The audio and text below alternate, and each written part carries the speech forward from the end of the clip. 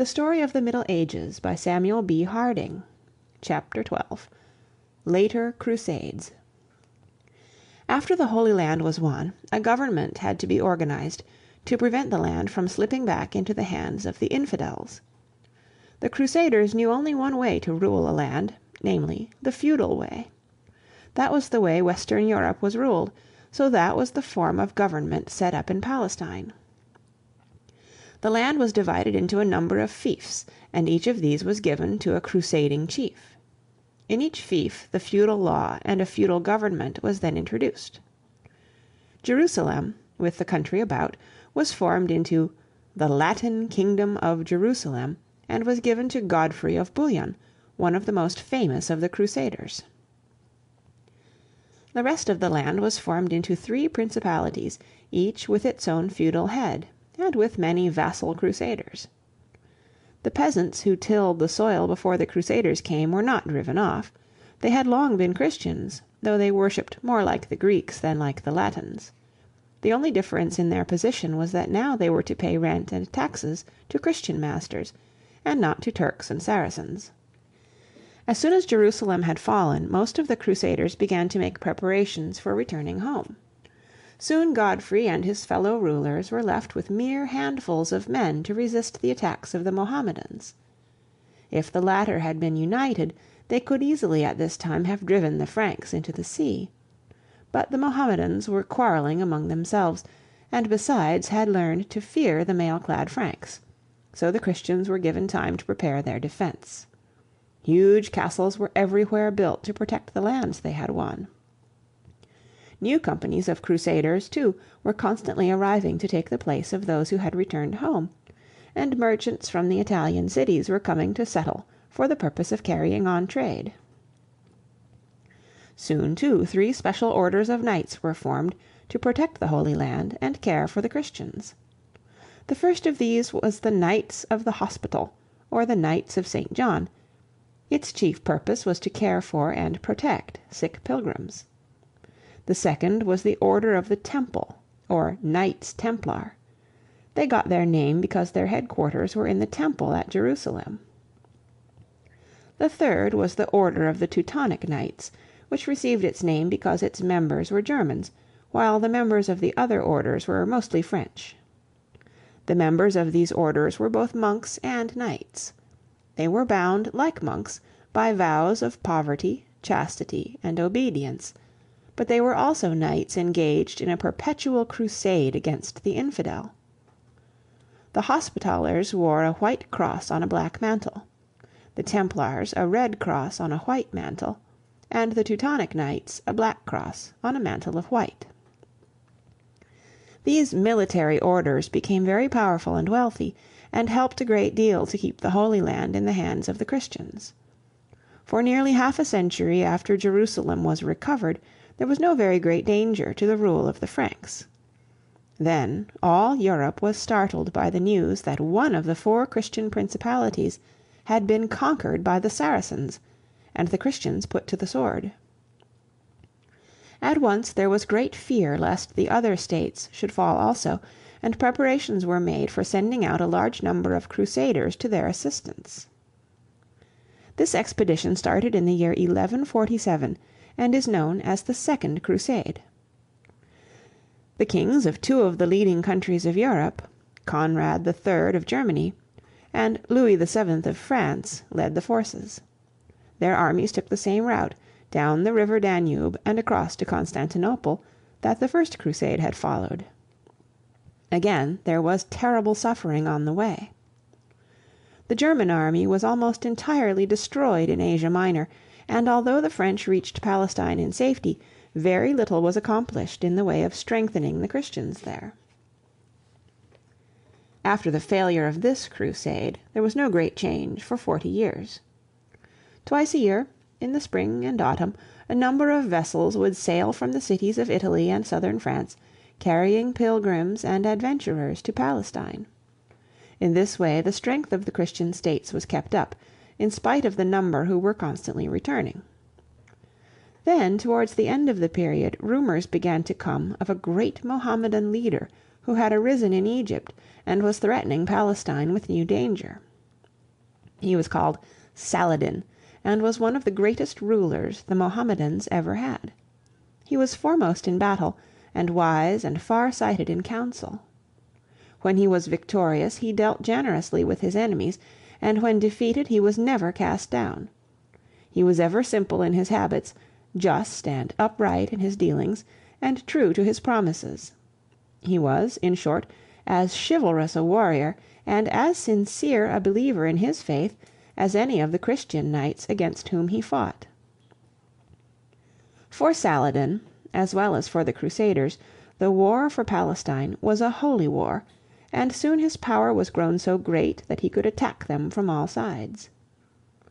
"So great is the multitude of the Saracens and Turks," wrote one of the Crusaders in speaking of his armies, "that from the city of Tyre, which they are besieging, they cover the face of the earth as far as Jerusalem, like an innumerable army of ants."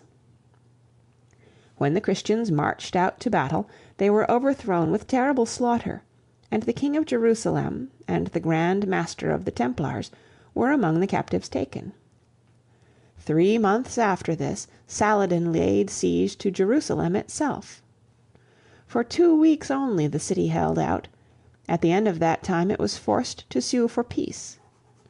The mercy which Saladin now showed to the conquered Christians was in strange contrast to the cruelty which the Crusaders had displayed when the city fell into their hands.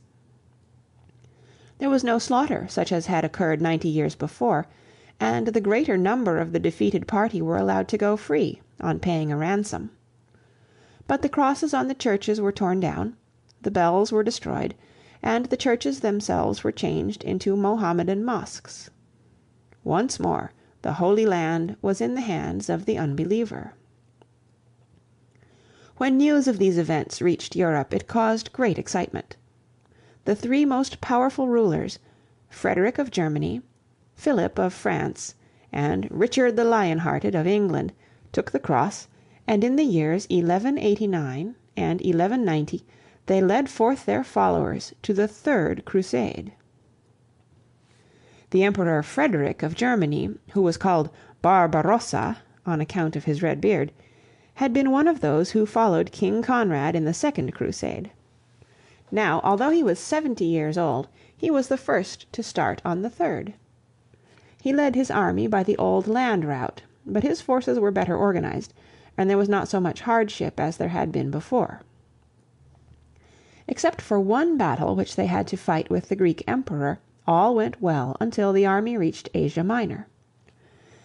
There, alas, the old emperor was drowned while swimming a river one hot day to refresh himself and shorten his way. After that the German army went to pieces, and most of its members lost their lives in the mountains and deserts of Asia Minor, or were cut down by Turkish soldiers. In Germany the people refused to believe that their king was dead.